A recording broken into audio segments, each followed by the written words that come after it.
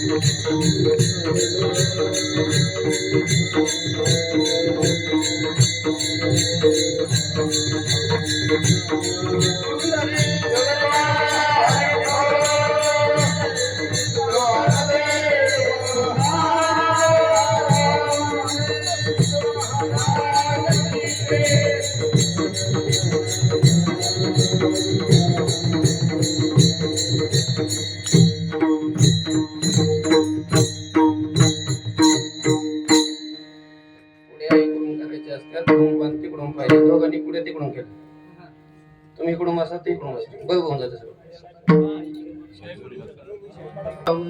यावे कोणी बोलिलो या भावे नवे विनोद उत्तर केले रंगावयाचा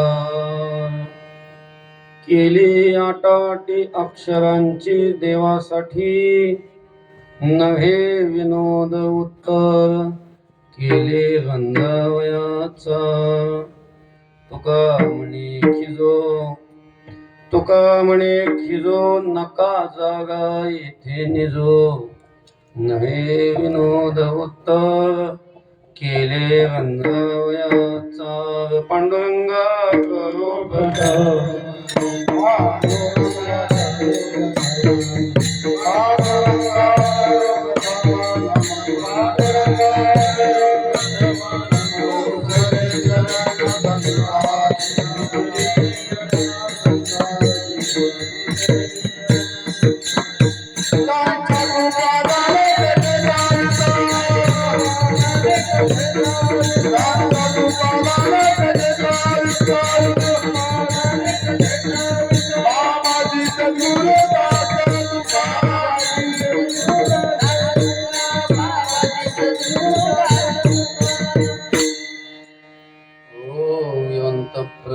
मम वाचमिमां प्रसुप्तां सञ्जीवयत्यखिल शक्तिधर स्वधाम्ना अन्यांश्च हस्तचरण श्रवणत्वगादीन् प्राणान् नमो भगवते पुरुषाय तुभ्यं समचरण सरोजं सान्द्रनीलाम्बुधाभं जगन्निहितपाणिं मण्डनं मण्डनानां तरुण तुलसीमाला कंधरं कंजनेत्रं सदयधवलहासं विठ्ठलं चिन्तयामि देवराज सेव्यमान पावनांग्रि पंकजं व्यालयज्ञसूत्रमिन्दुशेखरं कृपाकरं नारदादि योगिवृन्दवन्दितं दिगम्बरं काशिकापुराधिनाथ कालभैरवं भजे काशिकापुराधिनाथ कालभैरवं भजे नमो ज्ञानेश्वर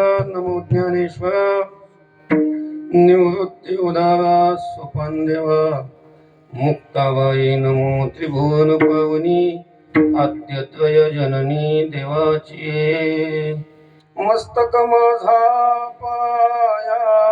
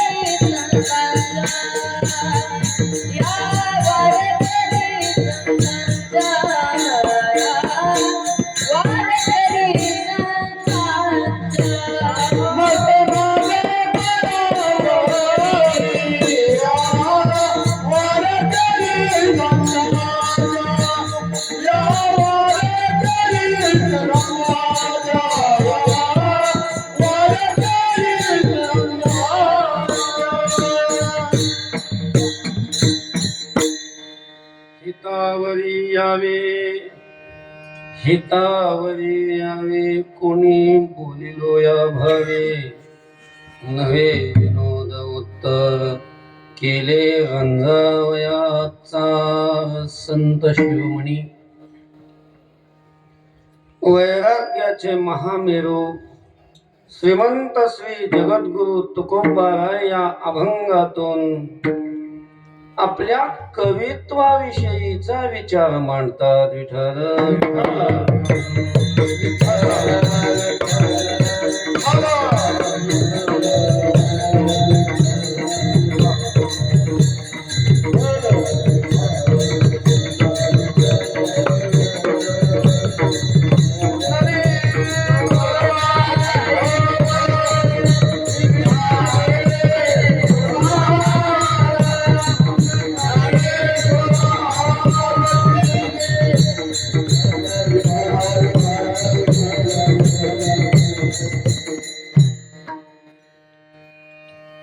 भगवान भैरवनाथाच्या उत्सवानिमित्त सुरू असलेला हा जो सप्ताह, या सप्ताहातील आजची तृतीय दिवस ना, तिसऱ्या दिवसाची सेवा माझ्याकडे आलेली आहे.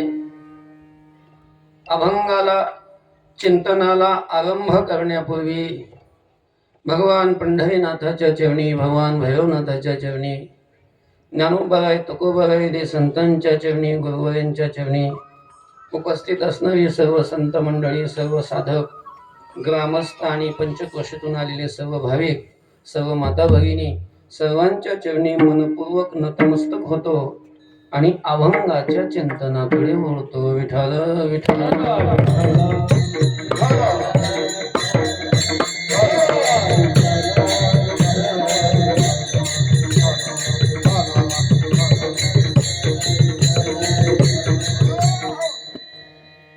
अभंग तुकोबारायांचा आहे आणि या अभंगातून तुकोबारायांनी जी काव्य रचना केली, अर्थात तुकोबारायांची काव्य रचना म्हणजे अभंग. ही अभंग रूपी जी काव्य रचना केली ती का केली, कशासाठी केली, त्याचं प्रयोजन काय आहे, त्याचं फळ काय आहे, कोणता उद्देश समोर ठेवून तुकोबारायांनी या अभंगाची रचना केली, त्याचं स्पष्टीकरण तुकोबारा या अभंगामध्ये करतात. विठ्ठल विठ्ठल.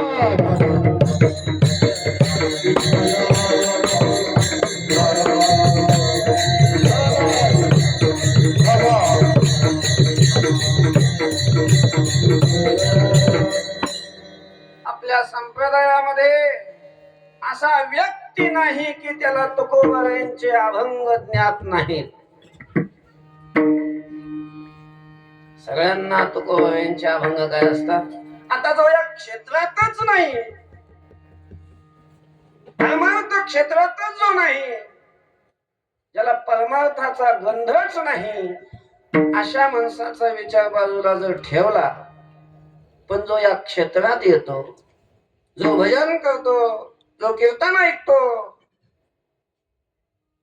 आता कीर्तन करायला तर अभंगावरच कीर्तन करावे लागतात, त्याच्यामुळं या क्षेत्रात असणारा त्याला तुकोबाराय वा तुकोबारायांचे अभंग माहीत नाहीत असा कोणी मनुष्य असेल असं मला तरी वाटत नाही. सगळ्यांना तुकोबारायांचे अभंग माहीत आहेत. सगळ्या तुकोबारायांचे अभंग जरी पाठ नसले, कामापुरते तरी पाठ असतात. आणि आताच तुकोबारायांचे अभंग लोक पाठ करतात किंवा म्हणतात असं नाही. ज्या वेळेला तुकोबाराय होते, या भूतलावर आपल्यासारख्या मानव देहाच्या रूपाने तुकोबाराय वावरत होते, त्याच वेळेला तुकोबारायांचे अभंग संबंध महाराष्ट्रामध्ये सगळ्या लोकांच्या तोंडातून बाहेर पडत होते. त्यावेळेला आताच्यासारखी प्रसिद्धीची माध्यम नव्हती, तरी त्यांनी त्याला सांगायचं, त्याने असं नुसतं तोंडाने सांगून ऐकून कुणाच्याही तोंडामध्ये तुका म्हणेस वखर राहण्यात असलेला माणूसही तुका तुका म्हणेच म्हणायचा. जात्या दळणाऱ्या बायाही तुका म्हणेच. सगळ्यांच्या मुखामध्ये तुका म्हणे असे हे अभंग सगळ्यांच्या मुखातून हे गायले जातात, म्हटले जातात. काव्य तसं अनेक प्रकारचं, अनेक काव्य केली नाही असं नाही. काव्याची रचना काय तुकाराम वाजू देऊ नका ना शिट्टी, पण आवाज कमी राहू दे. विठ्ठल विठ्ठल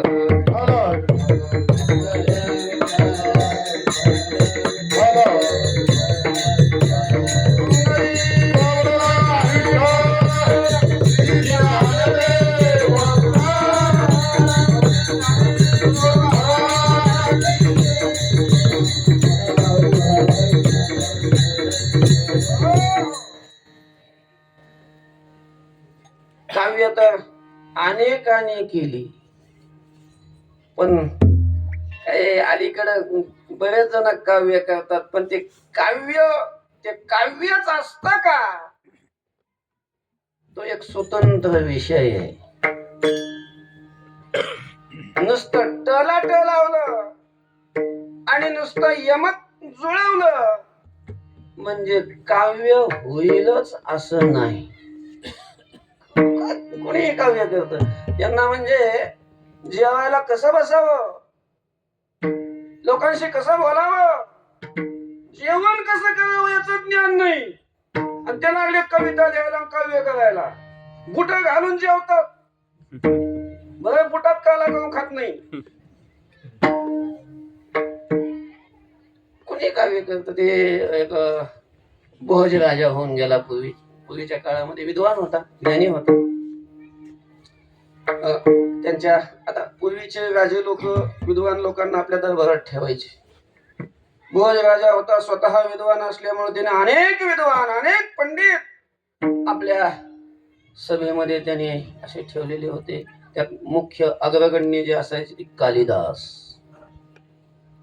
कालिदासांचं नाव. कवीची गणना सुरू झाली. कवीनाम गणना प्रसंगे कनिष्ठिकाधिष्ठित कालिदास. यावेळेला विद्वानांची सभा भरली आणि त्या सभेमध्ये ज्या वेळेला चर्चा सुरू झाली की खरे विद्वान, खरे कवी कोण आहेत, श्रेष्ठ कवी कोण आहेत, अशी चर्चा ज्या वेळेला सुरू झाली त्यावेळेला विद्वानांच्या सभेमध्ये पहिलं मोजायचं म्हणजे पहिलं आपण बोट कशावर ठेवतो, करंगळीपासून सुरुवात करतो. करंगळीवर जे पहिलं नाव आलं ते कोणाचं, कालिदासाच. आणि मग करंगळी झाली की दुसरं बोट कोणतं असतं, अनामिका. तर त्या अनामिकेवर पुन्हा दुसरा एखादा कालिदासाच्या योग्यतेचा, त्या तुलनेचा दुसरा कवी ज्यावेळेला बघायला लागले त्यावेळेला दुसरा कवी आजपर्यंत सापडला नाही. आणि म्हणून या अनामिकेवर दुसऱ्या कवीचं नाव आलंच नाही, म्हणून अनामिका सार्थवती बभुव असं विद्वान म्हणतात की अनामिकेचं नाव हे काय झालं, सार्थ झालं. अनामिका जिच्यावर नावच आलं नाही अजून विद्वानाचं, म्हणून तिचं नाव काय झालं, सार्थ. अशा प्रकारचं झालं. म्हणजे एवढे श्रेष्ठ कवी कालिदासांचं काव्य हे अलौकिक आहे. आणि ते भोजराजाच्या दरबारामध्ये होते विद्वान. तस त्याच राजधानीमध्ये असं बाजूला थोडासा खेडेगावामध्ये एक मनुष्य राहत होता, शेतकरी माणूस होता, दारिद्र्याने पीडित होता. मुलगी उपवर झालेली होती, लग्नाची चिंता होती, काय करावं असा परेशानीत होता. आणि तेवढ्यात त्याला कालिदास दिसले. त्यानं असं ऐकलं होतं की राजे, विद्वानांना जर कोणी कविता रचली आणि ती राजाला जर आवडली तर सोन्याच्या मोहरा पारितोषिक म्हणून देतात, बक्षीस म्हणून देतात. जर आपल्याला मिळाल्या तर बरं होईल, पूर्वीचं लग्न होईल, तिचं चांगलं होईल आयुष्याचं, असं त्याला वाटायचं. ते पुन्हा आता त्याला कविता म्हणजे काय माहित नाही, कसलं कविता असते काहीच माहित नाही. तेवढ्यात त्याला तो कालिदासाची भेट झाली. कालिदासाच्या तो पाया पडला. म्हणे मी असं ऐकलंय, पण तुमचे राजे देतात का बक्षीस? आणि हा देतात. पण कार्य कशासाठी विचारतोस? म्हणे असं मुलगी लग्नाला आली दारिद्र्य आहे आणि मुलीचं कल्याण व्हावं म्हणून साठी. मग कालिदासांनी विचारलं, ठीक आहे, मग तुला कविता एखादी वाचून देऊ का? तू राजाकडे घेऊन जा, राजाला वाचून दाखव, राजाला आवडली तर राजा तुला बक्षीस देईल. ते म्हणे ते सगळं खरं, पण कविता म्हणजे काय हो? काव्य म्हणजे काय? काव्य कशाला म्हणतात? मग कालिदासांनी सांगितलं की अरे एखादं दृश्य पाहायचं, एखादी घटना बघायची आणि ते बघितल्यानंतर त्या घटनेचं वर्णन चमत्कारिक शब्दामध्ये ते शब्द ऐकल्यानंतर ऐकणाऱ्याला आल्हाद वाटला पाहिजे, मन प्रसन्न झालं पाहिजे, आनंद वाटला पाहिजे. अशा चमत्कारिक भाषेमध्ये त्या घटनेचं, त्या दृश्याचं काय करायचं? वर्णन करायचं. त्याला काव्य अशा प्रकारचं म्हणतात. मग त्यांनी सांगितलं, तुम्ही कशाला करून देता, मीच करतो की. ठीक आहे म्हणे, मग उद्या सभा भरणाऱ्या विद्वानाची, सगळ्या विद्वानांची काव्य रचना राजासाहेब म्हणून घेणार आहेत, तू एखादी कविता रचून ये. ठीक आहे. झालं. दुसऱ्या दिवशी त्या कालिदासाजवळ जे काही कपडे होते पंडिताचे, त्याच्यावर कुठले कपडे शेतकऱ्याजवळ, ते दिले, हे घालून ये कपडे तू म्हणून उद्या दरबारामध्ये.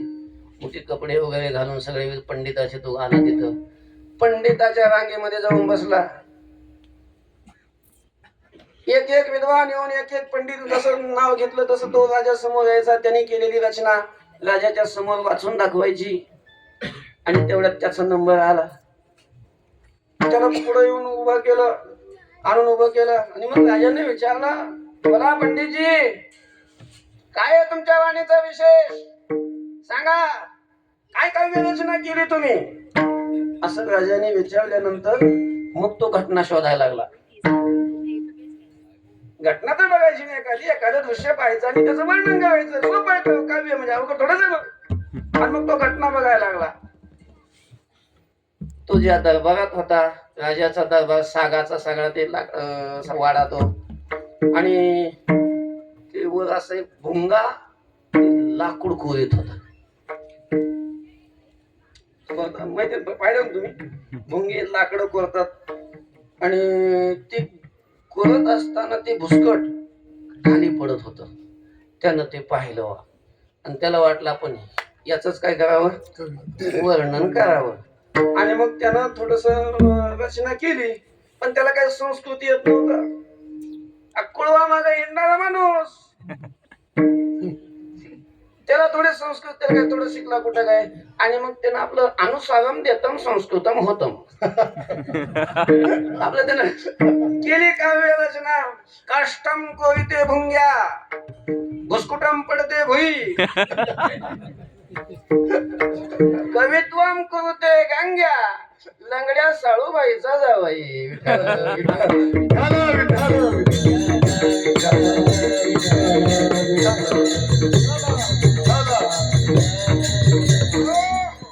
काय कवित्व केलं त्यानं? काष्ठम कोविते भुंग्या. काष्ठ म्हणजे लाकूड, कोविते. आता कोविते शब्द काय संस्कृत मधला थोडाच आहे, पण त्याला मला संस्कृत शब्दाचं ज्ञानच नाही, तर त्यानं आपलं नुसतं काष्टम कोविते भुंग्या. आता भुंगा, त्याला संस्कृत मध्ये काय भुंगा शब्द नाही, भ्रमर शब्द आहे.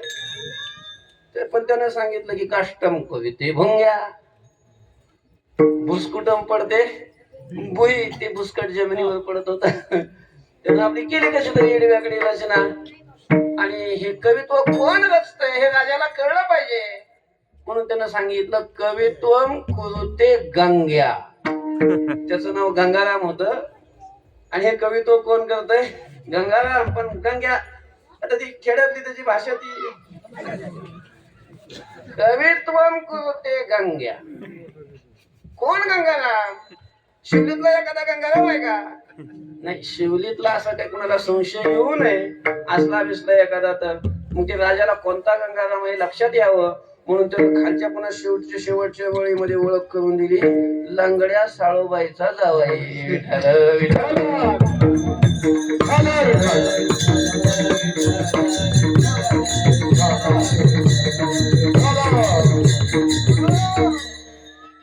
हे असलं कवित्व नुसतं टलाट जोडलं, नुसतं यमक आलं म्हणजे याला कवित्व म्हणतात. महाराज, कवित्व कसं असावं? तददोषो शब्दार्थो सगुण सालंकार. कवित्वाचं लक्षण शास्त्रामध्ये सांगितलेलं आहे. काव्य प्रकाश मध्ये त्याच्यामध्ये कुठला दोष नसावा. कोणते कोणते दोष असतात ते कसे नसावेत, ते सगुण असावं म्हणजे अनेक त्याच्या ठिकाणी गुण असावेत त्या काव्यामध्ये. त्याच्यामध्ये वेगवेगळे अलंकार असावेत. यमक अलंकार असावा, रूपक अलंकार असावा, उपमा असावी, उत्प्रेक्षा असावी, असे वेगवेगळे अलंकार त्या काव्यामध्ये असावेत. याला काव्य म्हणतात. उगा काहीतरी असं नाही चालत. पण तुकोबा यांचं जे काव्य आहे ते असं नाही, असं नाही म्हणत. तुकोबारायांचं जे काव्य हे वेद तुल्य काव्य, वेद तुल्य, सामान्य काव्य नाही तुकोबारायांचं. तुकोबारायांच्या काव्याविषयी सांगत असताना असं म्हटलेलं आहे, तुका तुकाराम से दो नाम एक अंग, उनका सेतु भंग गया, इनका सेतु अभंग. विठ्ठल विठ्ठल.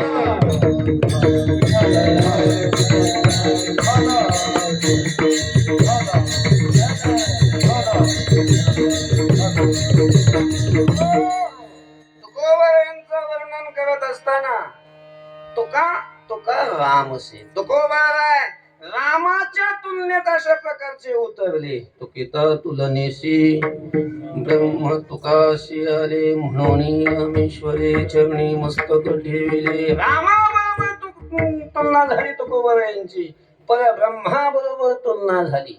आता स्वरूपाने तुलना झाली, पण दोघांचे नाव वेगळे.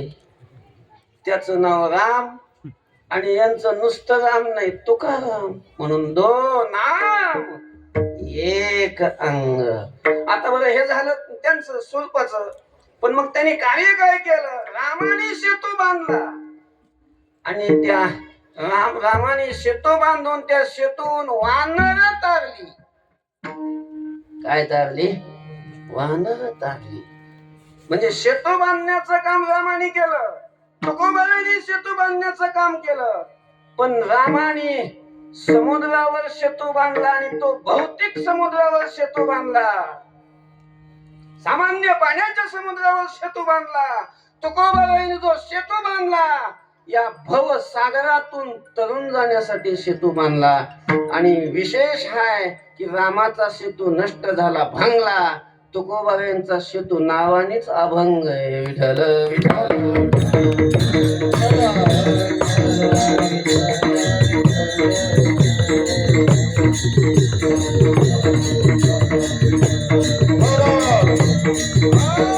अभंग त्यालाच म्हणतात की जो कधी भंगत नाही. भंग नाही नाम,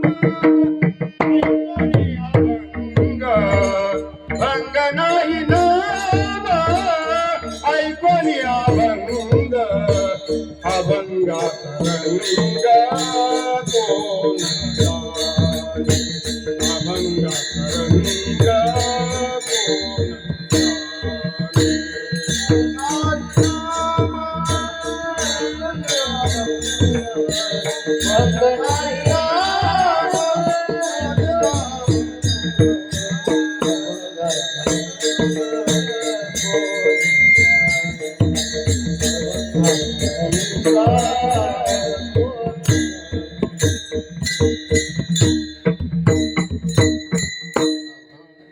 भंग नाही असंही तुकोबारायांचं वाङ्मय. वेद स्वरूप अशा प्रकारचं तुकोबारायांचं वाङ्मय आहे. चहुवेदाचे हे केलेसे विवरण, अर्थही गहन करुनिया. चारी वेदाचा अर्थ तुकोबारायांनी वेदात अशा प्रकारचा स्पष्ट केलेला आहे. उगा सासू सुनाच्या गोष्टी कोणी व्हॉट्सअपला येणार असल्या चटकी नाही याच्यात. वेदाचा अर्थ आहे, वेदाचा अर्थ. आणि तुकाराम महाराज कुठं शिकले हो? वेद कुठं शिकले? तुकोबाराय मी वेद शिकलो म्हणत नाही, पण वेदाचा अर्थ आम्हाला माहित आहे. म्हणजे वेदाचा तो अर्थ आमासीच ठावा, हेरानी वहावा भार माता. आणि काय तुकोबारायांचे अभंग आहेत महाराज. तुका तरी सहज बोले वाणी, त्याचे घरी वेदांत वाहे पाणी. प्रासादिक वाणी तुकोबारायांची, प्रासादिक. तुकोबाराय ज्या वेळेला संसाराविषयी तुकाराम महाराजांना वीट आला. का वीट आला, का विटले तुकोबाराय, आता ते एवढं विस्तार नाही सांगत. पण वीट आला, विटले हे चित्त प्रपंचापासून वमन ते मनी बैसले. खीर खावी कुत्र्याने, आणि कुत्र्याने जर खीर खाल्ली तर मग त्याला ती पचत नाही, मग ते वखत कळत ना, उलटी करत, वांती करत, आणि असं ताजच वखून गेलं. आणि ती जर पाहिले कितीही खीर आवडत असली आणि ती त्याला खीर दिसल्यावर, कुत्र्याने वाकलेली खीर दिसल्यावर असं वाटतं का जावं आणि मस्त चवी चवी घेऊ घास चाटून खाई वाटते? पाहावं सुद्धा नाही वाटत. पाहायचं तर दूर, पण नुसतं सांगायला लागलो तरी तुमचे चेहरे बघा कसे व्हायला लागले. म्हणजे त्या कुत्र्याने वाकलेल्या खिरीविषयी जशी मनामध्ये किळस येते आपल्याला, तस तुकोबारायांना या प्रपंचाची किळस आली होती. किळस, याच वमन म्हणजेच वांती. त्या वांतीप्रमाणे प्रपंच वाटत होता, वांतीप्रमाणे. आणि असं वैराग्य ज्या वेळेला निर्माण झालं, मन विटलं प्रपंचापासून, आणि तुकोबाराय परमार्थाला लागले, भक्ती करायला लागले. आणि तुकाराम महाराजांचा परमार्थ म्हणजे लोकांनी पाकिट द्यावे, लोकांनी हार घालावे, लोकांनी जेवायला बोलवावं म्हणून नव्हता. देवाची चाडे आळवावे देवा, ओ सदेह भावा पाडून. देवासाठी तुकोबाराय नामस्मरण करायला लागले. नामस्मरण करून, आणि देवासाठी लोकांचा संबंधच नव्हता. ते आतले सगळे विकार तुकोबारायांनी भजन करून, नामस्मरण करून घालवले. आणि मग एके दिवशी तुकोबारायांच्या स्वप्नात नामदेवराय आले. नामदेवी केले स्वप्ना माझी जागे, सवे पांडुरंगे येऊन या. पांडुरंगाला सोबत घेऊन नामदेवराय स्वप्नात आले, आणि स्वप्नात येऊन सांगितलं की तुकोबा, तुम्ही अभंगाची रचना करा. जसं पूर्वी वाल्मिकी ऋषींनी रामायणाची रचना केली, आणि रामायणाची रचना किती श्लोक केले? शतकोटी प्रविस्तरम चरितम रघुनाथस्य, शतकोटी प्रविस्तरम, 100 कोटी श्लोक. एवढं मोठं रामायण लिहिलं. आणि मग नामदेवरायांनाही वाटलं की एवढं रामायण लिहून जर देवाचं वर्णन वाल्मिकी करू शकतात, तर मी पांडुरंगाचं वर्णन करण्यासाठी 100 कोट अशा प्रकारचे अभंग लिहीन. एवढं कमी अशी प्रतिज्ञा केली हो नामदेवरायांनी. पण आता कसं काय शक्य हो? वाल्मिकी कोणत्या काळात, नामदेवराय कोणत्या काळात, त्यावेळेस आयुष्य किती, आताच आयुष्य किती, कसं काय शक्य होतं का? म्हणून खूप खूप नामदेवरायांनी अभंग केले, जेवढे उपलब्ध नाहीत आता. नामदेवरायांची प्रतिज्ञा पूर्ण व्हावी म्हणून नामदेवरायांच्या घरातले सगळेच संत होते आणि सगळेच कवित्व करत होते. सगळ्यांनी त्यांना मदत केली आणि अभंगाची रचना केली. यात आश्चर्य नाही, स्वतः देवाने सुद्धा नामदेवरायांचे अभंग रचले. पण तरीही नामदेवरायांचा देह सोडेपर्यंत नामदेवरायांची ती प्रतिज्ञा पूर्ण झाली नाही. 96 कोटी अभंग पूर्ण झाले, 4 कोटी अभंग राहिले. आणि ते 4 कोटी अभंगाची रचना करायची होती. आणि म्हणून नामदेवराय तुकोबारायांच्या स्वप्नात आले, देवाला घेऊन सांगितलं. देवाने हे सांगितलं आणि नामदेवरायांनी सांगितलं. देवाने सांगितलं की नामदेवरायांची प्रतिज्ञा तुम्ही पूर्ण करायची, तुम्ही उद्यापासून अभंगाच्या रचनेला लागायचं. ती म्हणे मी. तुकोबा काय म्हटली, मी मला काय यायचं बुवा ते, मी कुठं शिकलो नाही काय नाही, मला कसं काय कवित्व येणार. देवाने सांगितलं त्याची काळजी करू नका,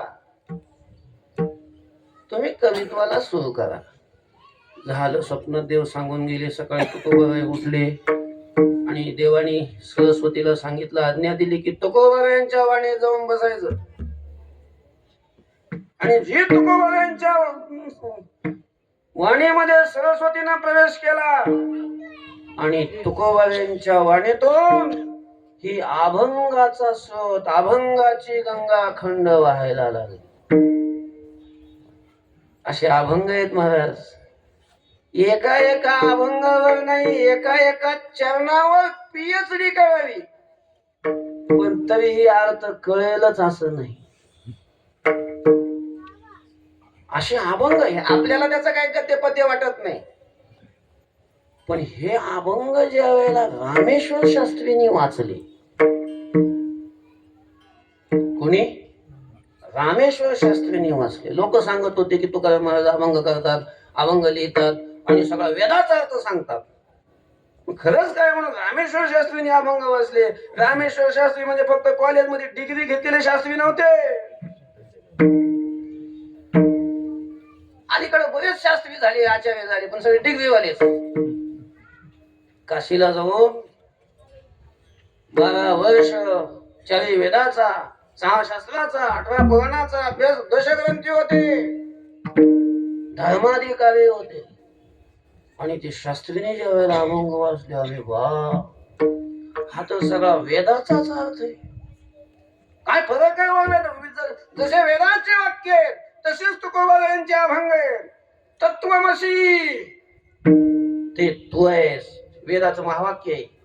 ते ब्रह्म तू आहेस, तुकोबाराय सांगतात.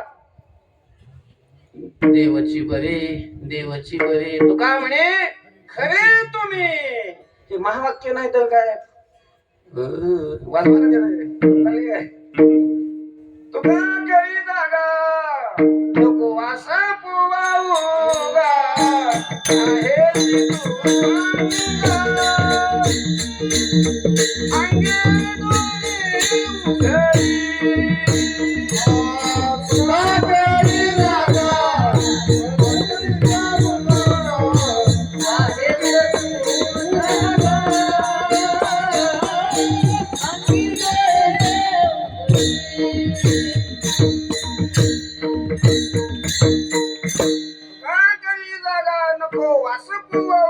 आहे अंगे दोरी उघडी तुका कळी जागा आणि अयम आत्मा ब्रह्म म्हटलं काय?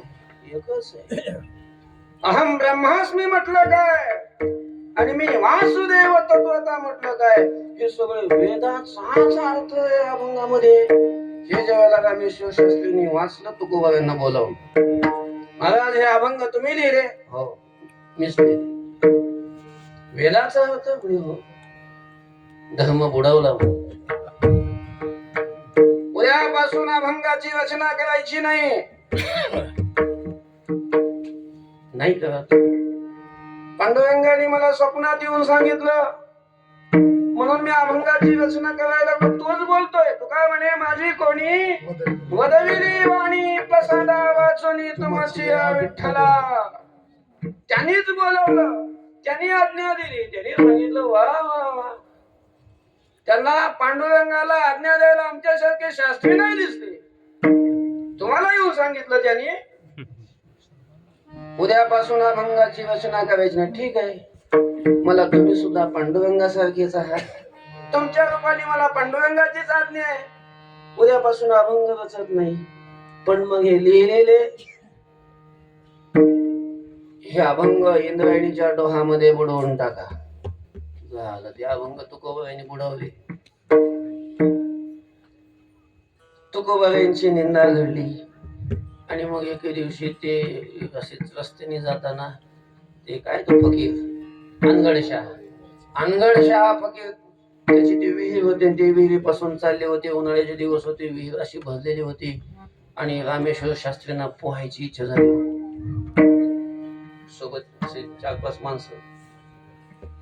तरुण होते, विद्वान होते, श्रीमंत होते, पदाधिकारी होते, आणि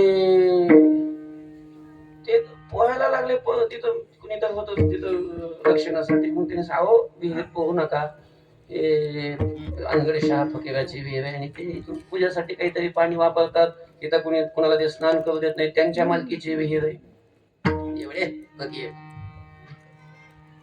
टाकली उडी वाचली, त्यांनी काय ऐकलं नाही. आता त्या माणसानं जाऊन सांगितलं त्या फकीराला जाऊन. आता ते फकीर, आता ते काय, आता काय शास्त्री नव्हता, विद्वान नव्हता, पण ते तपस्वी होता. अवलिया दिला शाप, ऐसे नाही डुबते हो. ती वर निघाले की अंग पोळायचं नसं, आगणी लागल्यासारखंच आग व्हायची सगळ्या अंगाची, दाह होणं शरीराचा असा. आणि काही केलं तरी दाह काही शांत होईना. सगळे पुराणातले मंत्र घोकले, वेदातले मंत्र घोकले, पण काही दाहच काही शांत होईना. कोणीतरी सांगितलं, महाराज असं करा, हा फकीरानं शाप दिलाय, आता याला उपाय फक्त एवढाच आहे, त्याला शरण जावं लागत. फकीर त्याला कुठं पाहिजे शरण जाता, त्या तिथे श्रद्धा नाही नव्हती शास्त्री. आणि ते म्हणे आपण ज्ञानोबा यांना शरण घेऊ. ज्ञानोबावरती श्रद्धा होती शास्त्रींची. आणि मग आळंदीला ज्ञानोबारायांजवळ समाधीजवळ गेले, धरणं धरलं. बरेच दिवस धरणं, अन्न पाणी सोडून धरणं धरून बसले. आणि मग ज्ञानोबारायांनी स्वप्नात जाऊन सांगितलं, इथं काय बसली, तुम्हाला ही जी बाधा प्राप्त झालेली आहे, जडलेली आहे, ही तुकोबारायांची निंदा घडलेली आहे, त्याची तुझं काही घडली रे निंदा, म्हणून ही बाधा जडली तुझ. तुकोबारायांची निंदा घडली. तुकोबारायांची निंदा घडल्यामुळं पाप आपलं पुण्य नष्ट झालं. आणि पुण्य नष्ट झाल्यामुळं फकीराचा शाप. असं काही धर्माधिकारी वेदशास्त्र संपन्न असणारे त्यांना कुठं फकीराचा शाप लागत असतो. पण मग कसं काय लागला, त्याचं कारण आहे की तुकोबारायांची निंदा घडल्यामुळं पुण्य शिल्लक नाही राहिलं. ऐका जरा ध्यानात ठेवा, हरिभक्ताची निंदा नका करू, हरिभक्ताला त्रास नका करू. आयुष्यभर तुम्ही किती पुण्य केलेलं असलं तरी सगळं जळून राख होईल, त्याची काहीच पदरात नाही राहणार शिल्लक. कारण देवाला ते सहन होत नाही. हरिजनाची कोणाला घडावी निंदा, साहत गोविंदा नाही त्याची. म्हणून हरिभक्तांना त्रास नाही द्यावा. ते ज्ञानोबारांनी सांगितलं. ज्ञानोबारांनी सांगितलं, अरे तुकोबा ज्याची निंदा केली तो तुका आमच्यापेक्षा श्रेष्ठ आहे. तुका सर्वा श्रेष्ठ प्रिया माथोर, जो का अवतार नामयाचा, तू माझ्याकडे आलास आणि आमच्यापेक्षा तुकोबा श्रेष्ठ आहे, असं ज्या वेळेला ज्ञानोबारांनी सांगितलं. आणि मग त्यांना आपल्याकडून झालेलं दोष, त्या दोषाचं त्यांनी प्रायश्चित्त केलं, क्षमा याचना केली आणि तुकोबारायांना शरण जाण्यासाठी निघाले. पायात काही घातलं नाही, मग ज्ञानोबारांनी सांगितलंय. आणि कुणीतरी जाऊन सांगितलं वा तुकोबारायांना, अहो रामेश्वर शास्त्री तुमच्या भेटीला येऊ लागलेले.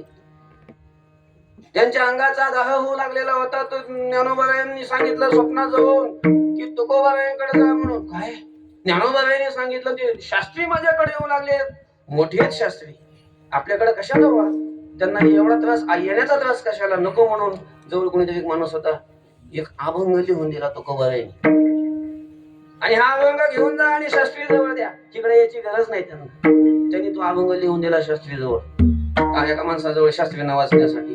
शास्त्रीने तो अभंग वाचला, एकच अभंग एकदाच वाचला, तर अनगड शहाच्या फकीरामुळं च्या शापामुळं जो शरीराचा दाह होत होता, एकदा अभंग वाचला तर तो शापातून मुक्त झाली, दाह शांत झाला. तो अभंग अजूनही गात्यात. चित्त शुद्ध तरी शत्रू मित्र होती, व्याघ्रही न खाती सर्प तया. महाराज यांच्या गात्यातला एक अभंग वाचला तर अवलियाने दिलेला शाप त्या शापातून मुक्त होतो, एवढी वेदना शांत होते. तर जे गाथ्याचे पारायण माग पारायण करतात, जे गाथा कंठस्थ करतात, त्यांना काय फळ मिळेल तुम्ही नुसती कल्पना करा. हे कवित्व सामान्य कवित्व नाही, हे अलौकिक कवित्व आहे. हे दिव्य अशा प्रकारचं कवित्व, मंत्र आहेत मंत्र. तुकोबारायांच्या गात्यातले अभंग हे सामान्य अशा प्रकारचं कवित्व नाही, हे मंत्र आहेत मंत्र. आणि एवढं अशा प्रकारचं दिव्य अलौकिक कवित्व तुकोबारायांनी केलं. कशासाठी? काय तुकोबारायांना लोकांकडून मान मिळवायचा होता, का धन मिळवायचं होतं, का स्वतःची प्रसिद्धी करून घ्यायची होती, नाव लौकिक वाढवायचा होता? कशासाठी हे कवित्व लिहिलं, कशासाठी हे अभंग लिहिले, कशासाठी या कवित्वाची रचना केली, असं कोणीतरी तुकोबारायांना विचारलं असेल. त्या काळामध्ये तुकोबाराय भजन कीर्तन करायचे, अनेक लोक सोबत असायचे. मग असं हे जे कवित्व चालायचं, तुकोबारायांच्या मुखातून अभंग बाहेर पडायचे, काही सोबतची मंडळी लिहून घ्यायची अभंग, लोक पाठ करायचे. कुणीतरी विचारलं, महाराज तुम्ही, कारण तुकाराम महाराजांचे कीर्तन असायचे, अभंग घ्यायचा आणि कीर्तन करायचं त्याच्यावर, आणि अभंग स्वतःचा अभंग रचायचे तुकोबाराय. आणि कीर्तनाला जाऊन पुन्हा पैसा काहीच घेत नव्हते कुणाकडून. पैशाचा संबंध नाही, मानाचा संबंध नाही, निष्काम होतं सगळं. आणि मग संसारिक लोक बुद्ध्या सगळे घाणच असतात ना, त्यांना वाटत कशासाठी करत असते ना हे, काय उपयोग काय आहे याचा. तुकोबारायांनाच विचारलं कोणी, महाराज हे तुम्ही कवित्व लिहिता, ही काव्य रचना तुम्ही एवढी अशी प्रकारची ही केली, कशासाठी, काय फायदा आहे याचा, कोणत्या प्रयोजनाने हे काव्य रचना केली, असं ज्यावेळेला विचारलं, त्याचं उत्तर तुकोबाराय देतात अभंगाच्या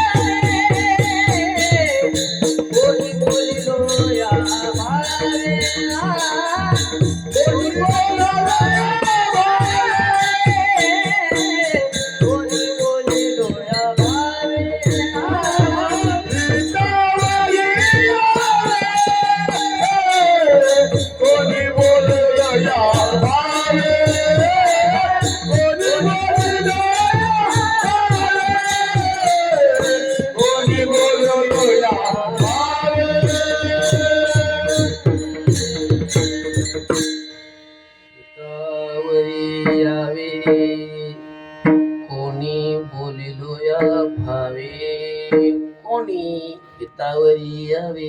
कुणीतरी एखाद्याने तरी कुणी या कुणीतरी हिताच्या साधनाला लागावं, हितावर यावं, याच्यासाठी मी हे अभंग लिहिलेले आहेत.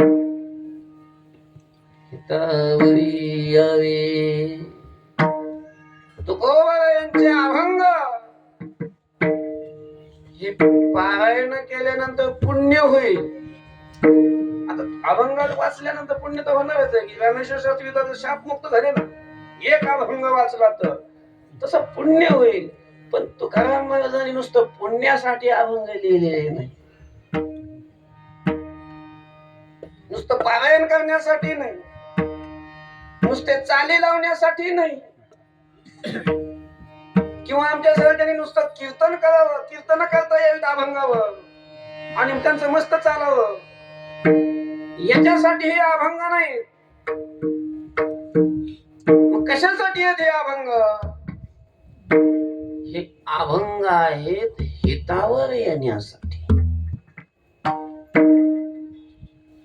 कुणाला कुणी यावं हितावर, कुणी वाचा, कारण अभंग वाचण्याचा सगळ्यांना अधिकार आहे. यावे यावे लहान थोर याती भलते नारी स्त्री असो पुरुष असो, कोणत्याही जातीचा असो, कोणत्याही वर्णाचा असो, कोणत्याही आश्रमाचा असो, कोणत्याही देशातला, कोणत्याही वेशातला, कोणत्याही वयाचा, कोणत्याही परिस्थितीतला कुणीही असो, कुणीही असो, कुणी कुणी कुणी असो, कोणी शब्द वापरलाय तो कुणी हे अभंग वाचा आणि वाचून नुसत्या चाली नका लावू. नाही चालेल, आता लाव कीर्तन म्हणल्यानंतर हे सगळं करावं लागतं, लावावंच लागतात. अभंगासाठी चाल असते, चालीसाठी अभंग नाही.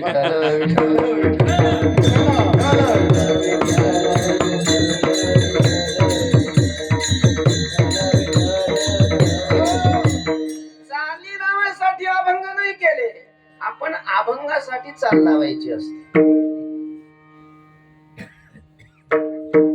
वाचावे अभंग, वाचून त्याचा अर्थ जाणून घ्यावा.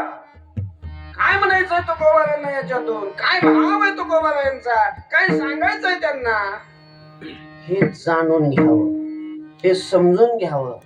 आणि आमच्यासारखं फक्त दुसऱ्याला सांगावं असं नाही. म्हणजे जे समजून घ्यायचे अभंग ते सांगण्यासाठी नाही, मग स्वतः त्याचं आचरण करावं.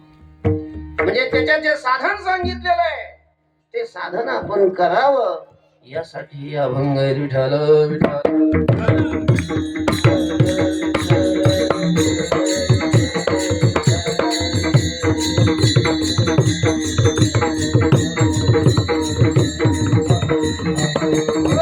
म्हणजे हितावर यावं, हिताचं साधन करावं, याच्यासाठी अभंग हितावर यावे, कोणी बोलिलो भावे.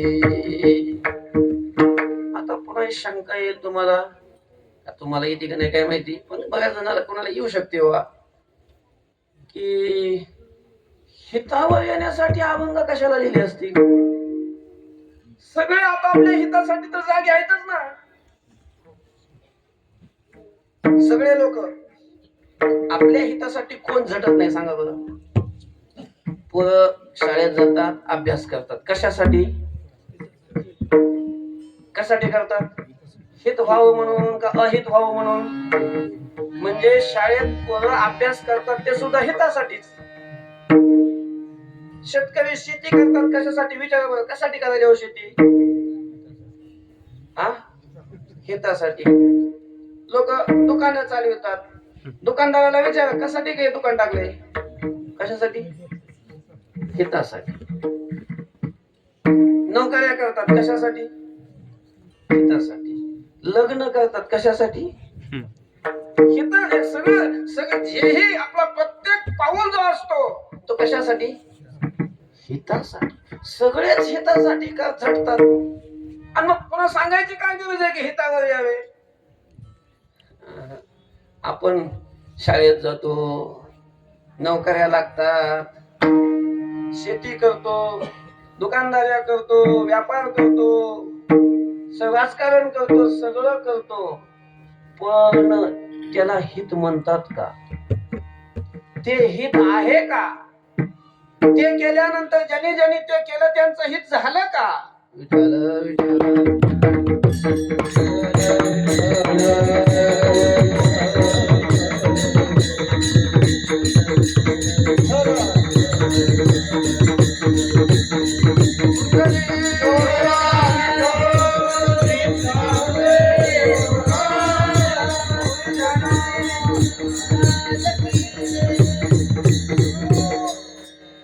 आता आपण सगळी शेती करणारी माणसं असेल बरीच.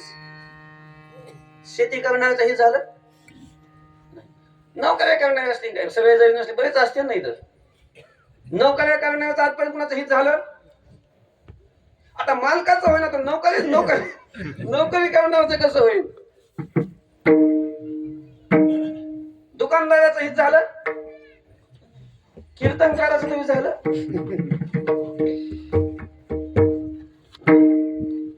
मग याला हे हिताचं साधन कसं म्हणताय? खरं असं आहे, जर आपण हिताचं साधन करत असतो तर तुकाराम महाराजांना सांगायची गरजच पडली नसती. ज्या ती संत बोंबलून सांगतात, ओरडू सांगतात, हात वर करून सांगतात, त्या अर्थी आपल्याला हित माहित नाही. वाजतचे प्रेम कोणी नाही ठिकाणी. हित आपल्याला कळत नाही, कोणालाच कळत नाही. ऐकणाऱ्याला कळत नाही, सांगणाऱ्याला कळत नाही आणि म्हणणाऱ्याला कळत नाही. आपल्याला हित माहितच नाही. हित कशाला म्हणतात, कल्याण कशाला, हित म्हणजे कल्याण. आपल्याला फक्त भिवंडी माहितीये. विठ्ठल विठ्ठल विठ्ठल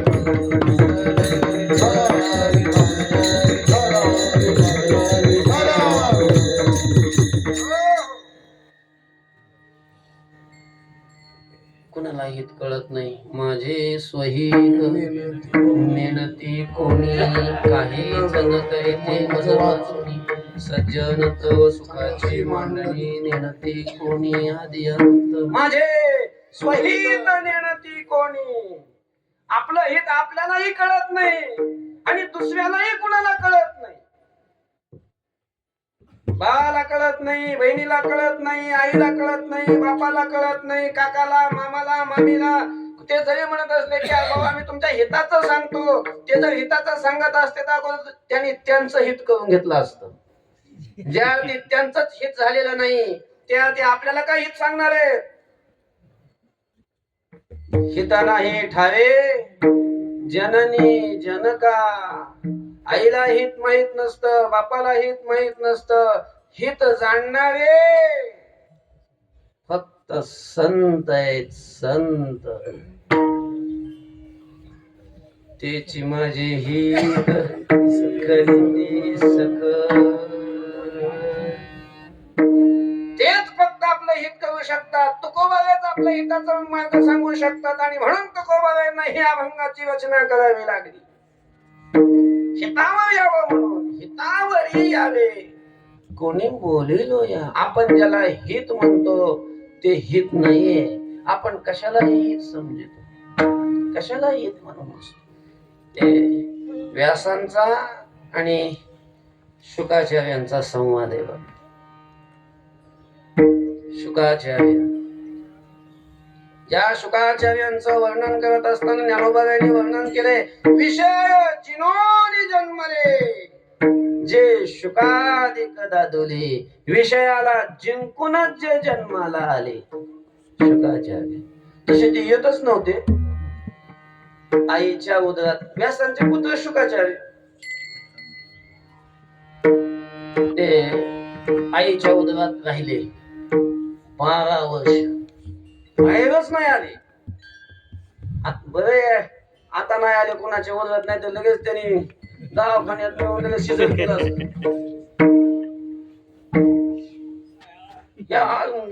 अवघडच आहे आताच.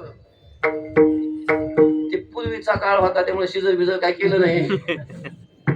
बाहेरच येत नव्हते. व्यासाने 12 वर्ष झाले ना आता आईला त्रास व्हायला लागला म्हणजे त्यांच्या पत्नीला. व्यासाने असं ते पाणी अभिमंत्रित केलं आणि गर्भावर शिंपडलं.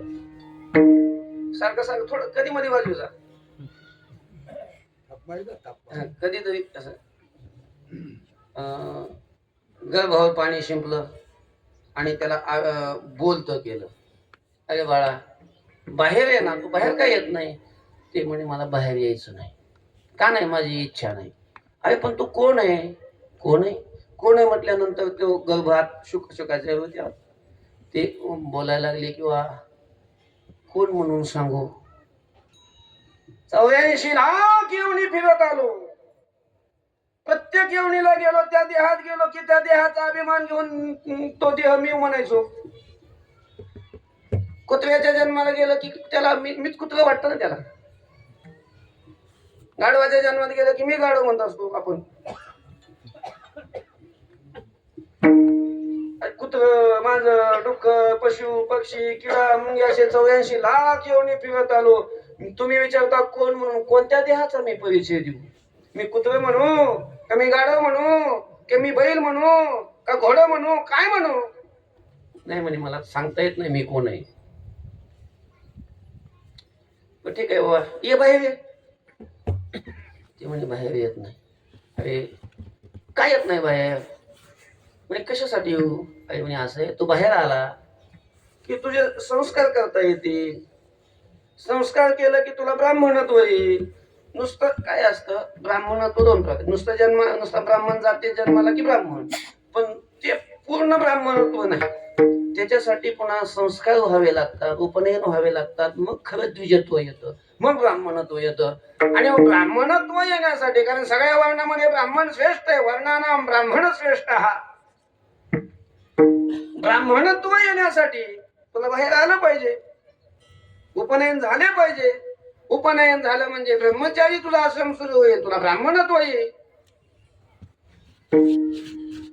त्याच्याशिवाय हित होत नाही बाबा. त्यांनी सांगितलं, शुकाचार्य बोलायला लागले म्हणजे असं आहे हे उपनयन करून ब्राह्मणाच्या जातीत जन्माला येऊन ब्राह्मणत्व मला मिळवण्याची गरज नाही.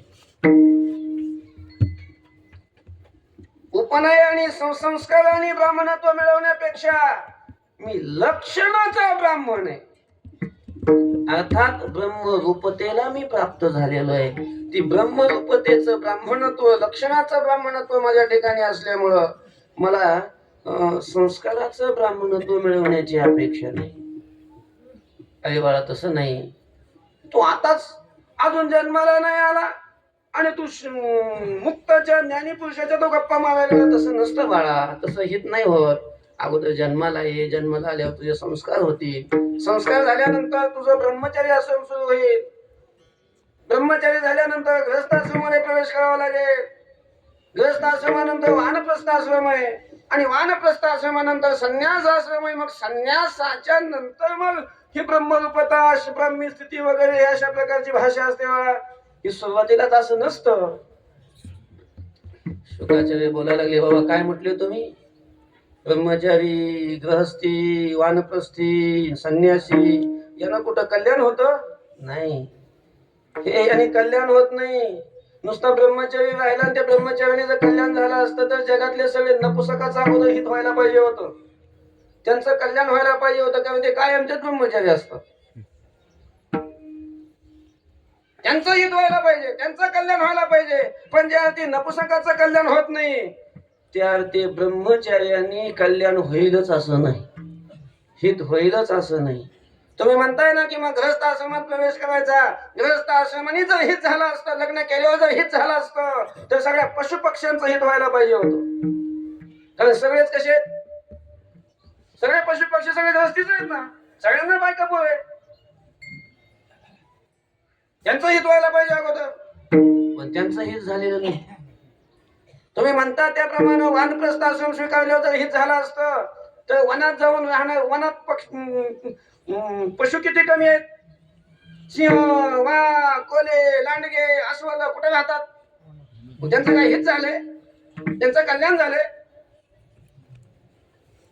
हे हिताचं स्वरूप नाहीये. आणि तुम्ही म्हणता त्याप्रमाणे संन्यास म्हणजे सगळा त्याग करणं, जवळ काही नसणं, यातच जर कल्याण असेल तर प्रारब्धानं ज्याच्याकडे दारिद्र्य आलेलं आहे, जो भिकारी आहे त्याच्याकडे काहीच नसतं, अगोदर सगळे भिकाऱ्याचं कल्याण झालं असतं, भिकाऱ्यांचं हित झालं असतं. त्याच्यामुळं ब्रह्मचारी, गृहस्थी, वानप्रस्थी, संन्यासी बाबा यांनी कल्याण नाही होत. त्यामुळं मला काय बाहेर यायची इच्छा नाही. अरे बाळा तसं नाही, तू तुझ्यासाठी नाही पण माझ्यासाठी आहे ना, मग तुमच्यासाठी तरी कशासाठी हो? अरे तसं मी गृहस्थी आहे. हा तुम्ही गृहस्थी आहे मग, आणि गृहस्थ्याला पुत्र झाला पाहिजे. लोक किती प्रयत्न करतात, दवाखाने करतात, दवाखाने मग बाबा पाहतात, हे कशासाठी? मुलं होण्यासाठीच ना. कारण पुत्र झाल्यानंतर जो आनंद असतो तो विलक्षण असतो. व्यास बोलायला लागले, पुत्र झाल्यावर हित होणार आहे माझं, कारण मी गृहस्थी आहे. शुकाचार्य बोलायला लागले, बाबा तसं नाही म्हणे, मुलं झाल्यावरच जर हित झालं असतं तर एखादी डुकरी ती जणल्यानंतर तिला एकदा डझन डझन होतात, माणसाला एकच होत.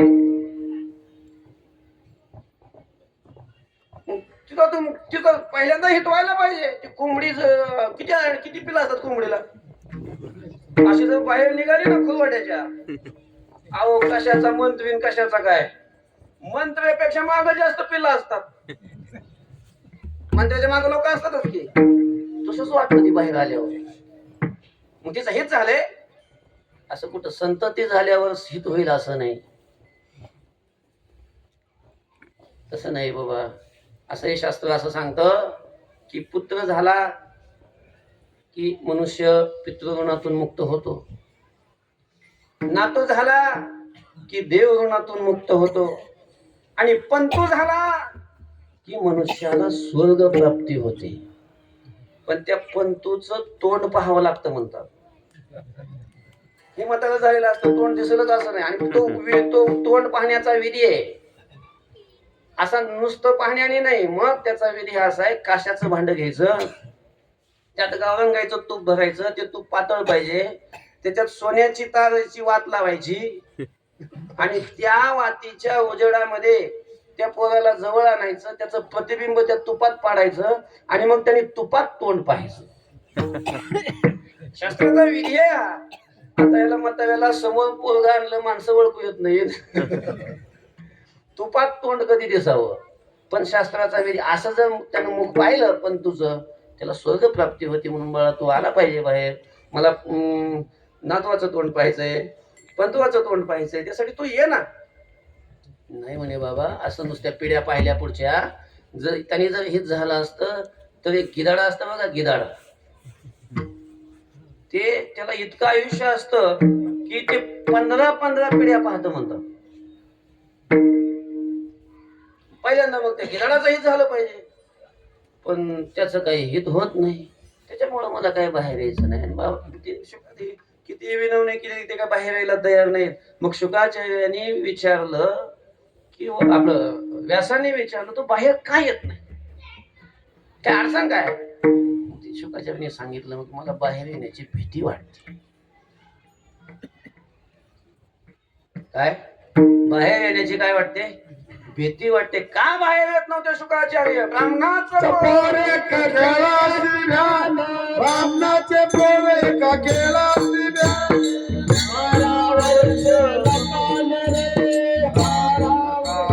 बाहेर आले, कापत बाहेर आले, कापत बाहेर आले, कापत बाहेर आले, नागेच पळून गेले, नागेच पळून गेले, नागेच पळून गेले, नागेच पळून गेले,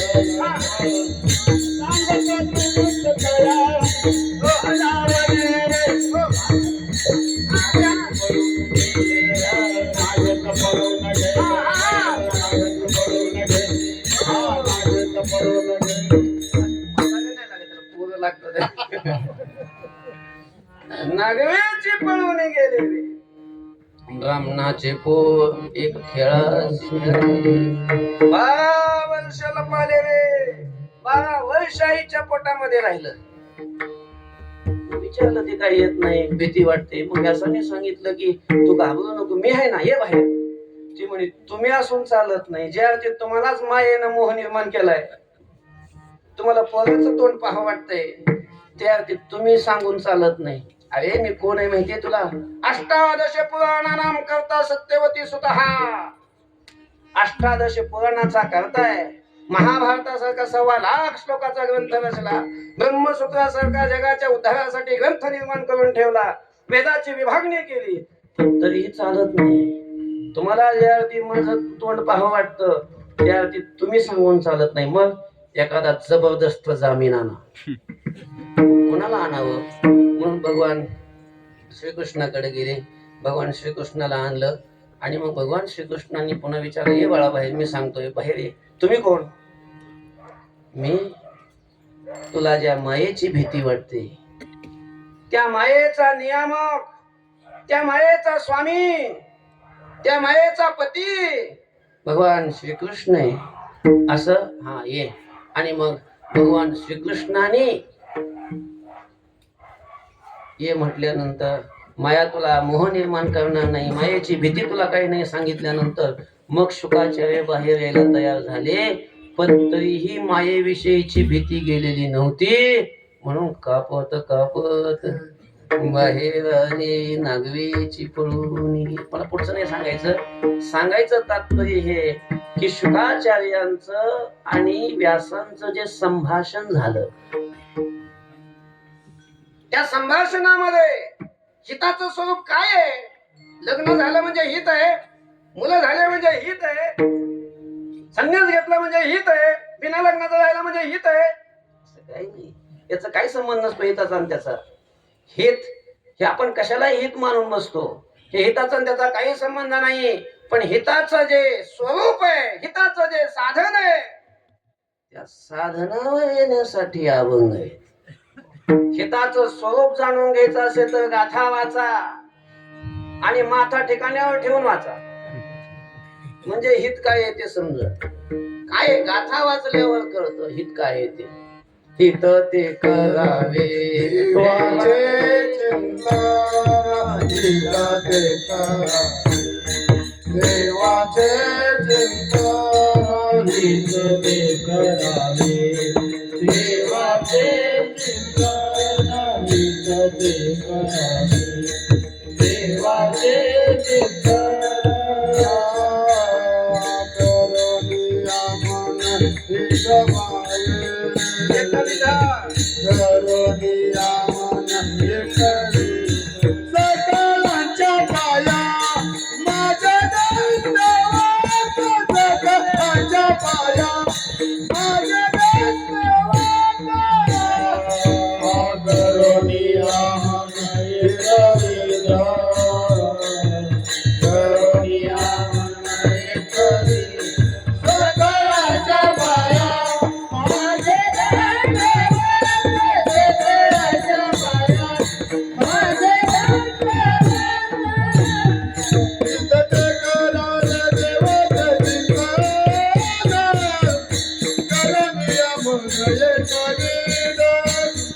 करोनिया मन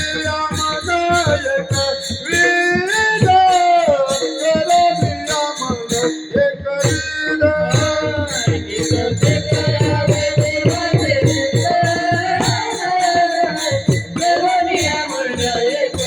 चिंतन, करोनिया मन एकरी, करोनिया मन एकरी, करोनिया मन हित ते करावे देवाचे चिंतन. देवाचं चिंतन हे हिताचं स्वरूप आहे. पैसा किती येतो आपल्याला महिन्याला, त्याच्यावर हित नाही, ते हितच नाहीये. हिताचं स्वरूप आहे चिंतन किंवा साधन. समजा हिताचं साधन काय आहे? चिंतन. म्हणून जे चिंतन करतात ते भाग्यवान. धन्य माता पिता तयाचिया. काय तुकोबाराने त्याच्या माता पित्याला धन्यता दिली. कुणाच्या? आपुलिया हिता. जो असे जागता, जो आपल्या हिताच्या साधनावर जागाय, त्याचे माता पिता धन्य आहेत. धन्य माता पिता तयाचिया. कोण? ज्याला पैसा खूप येतो त्याचे माता पित्याला धन्यता नाही देत. मग हिताच्या, आणि हिताचं साधन काय? गीता भागवत करीती चिंतन, अखंड चिंतन विठोबाचे. गीता भागवत करीती श्रवण, अखंड चिंतन विठोबाचं चिंतन, पांडुरंगाचं चिंतन, विठ्ठलाचं स्मरण, हे आहे हिताचं स्वरूप, हिताचं साधन. ऐक रे जना तुझ्या स्वहिताच्या कोणा पंढरीचा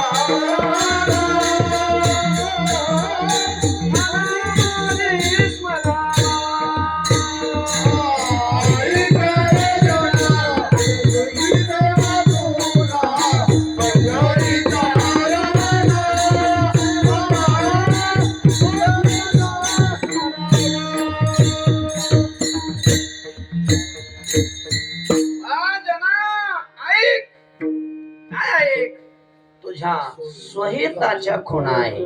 तुझं हित कशाने होणार आहे? त्या खुणा तू ऐक. कशाने होणार आहे महाराज हित?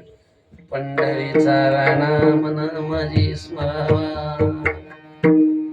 पांडुरंगाचं स्मरण कर, पांडुरंगाचं स्मरण, पांडुरंगाचं चिंतन, पांडुरंगाचं नामस्मरण, हेच आहे हिताचं साधन. बाकी काय नाही. हित हित म्हणजे देवाचं चिंतन, हेच हित आहे. बाकी आपण कशाला कोणी कशाला हित म्हणतो. शुकाचार्य जरा तपश्चर्याला जाऊन बसले ना. आता तपश्चर्या बसले, समाधी लागलेली होती शुकाचार्यांना, आणि इंद्राने एक अप्सरा पाठवली तपश्चर्या ते भंग करण्यासाठी. काय तिचं नाव? रांबा. रांबा पाठवली. ते आई येऊन लागली चाळे करायला. आता वेळ नाही आपल्याला, आता बराच संवाद मोठा आहे तो सगळा नाही सांगत.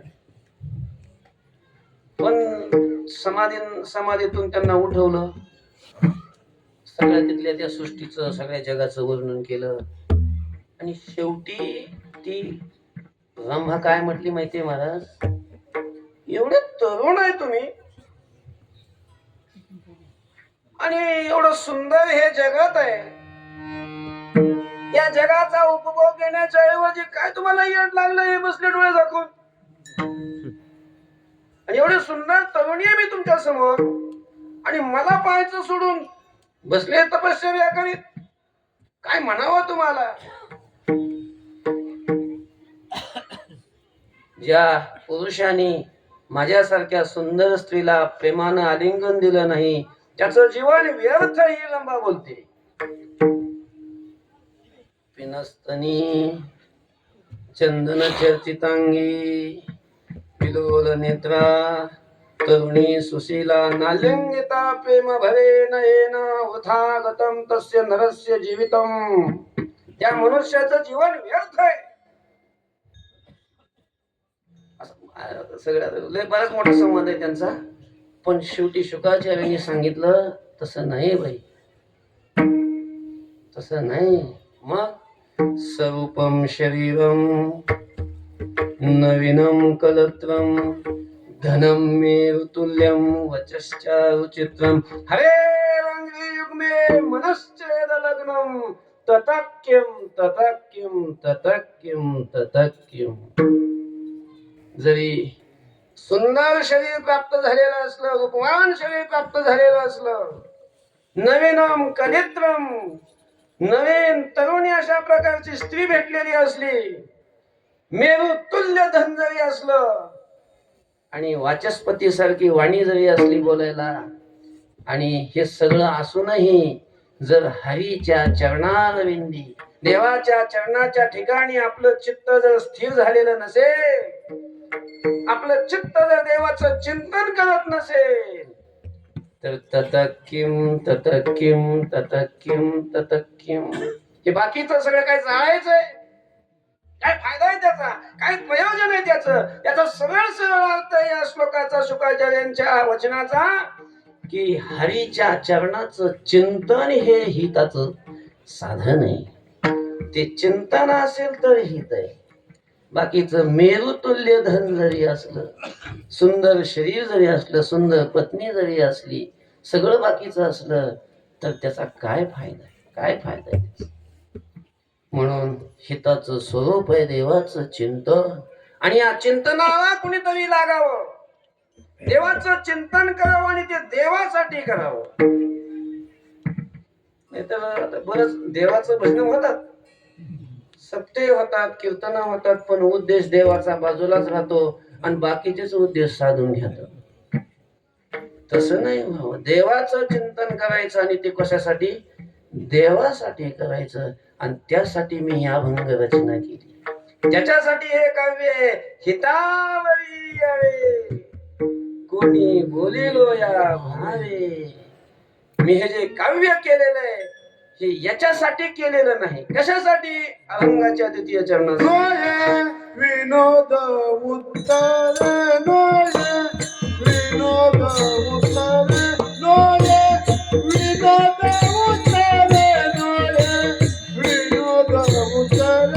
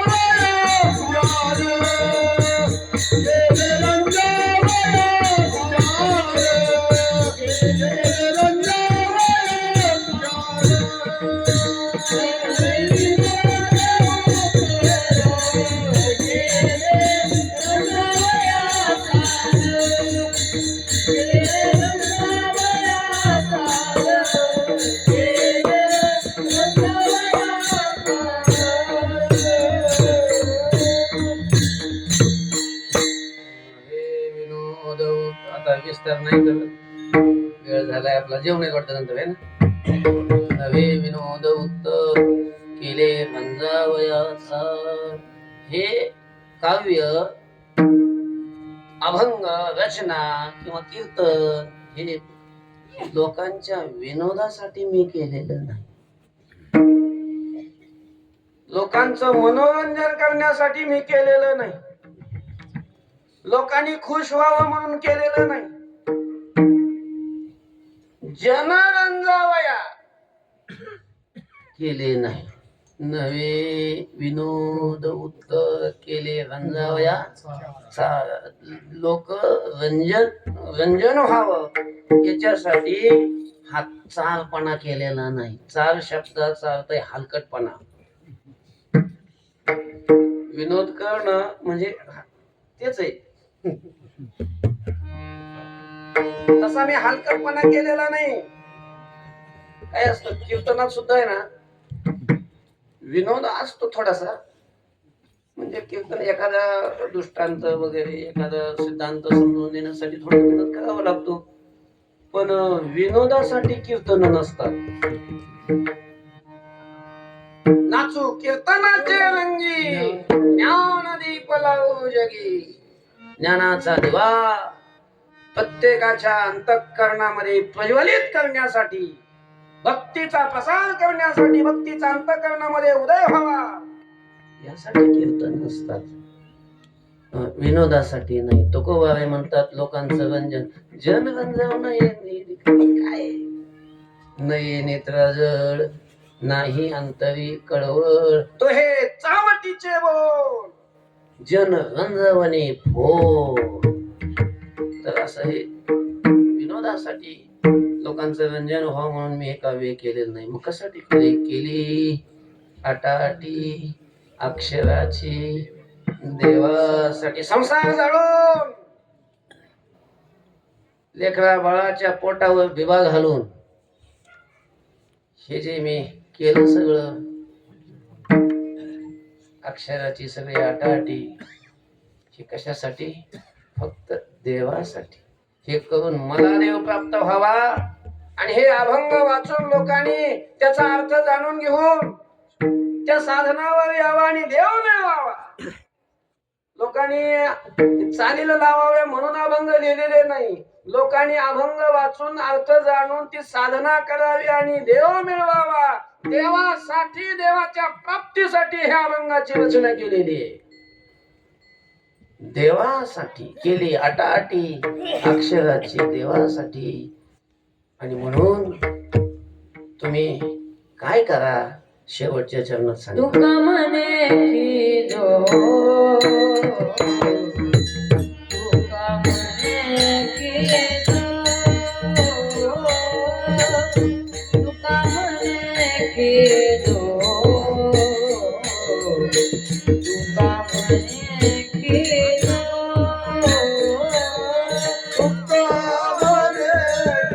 जो,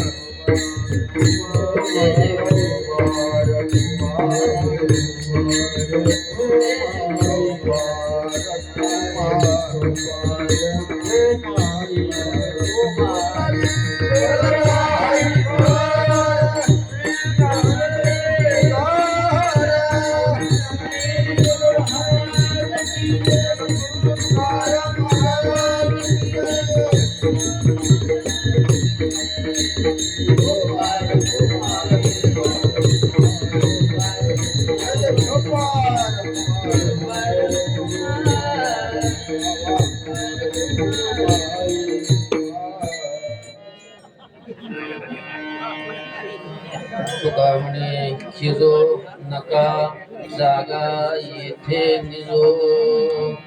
तुकोबा म्हणतात की तुम्ही खिजो नका. मी बोलत असताना जरी असं कधी कधी कठोर बोललो असलो तर त्याचं वाईट वाटून घेऊ नका. मग काय व्हा, जागा, तुम्ही जागे व्हा, निजू नका. म्हणजे ऐकत असून सुद्धा न ऐकल्यासारखं करू नका, दुर्लक्ष करू नका. तुका म्हणे खिजो नका जागा येथे निजो. नव्हे विनोद उत्तर केले रंजावया चाल झालेली सेवा पंढरीनाथाच्या चरणी, भगवान भैरवनाथाच्या चरणी समर्पित करून सेवेला पूर्ण विराम देऊया. तरी न्यूनते पुरते अधिकते सरते करुणी घ्यावेत मते विनवितो असे ज्ञानेश्वर माऊली.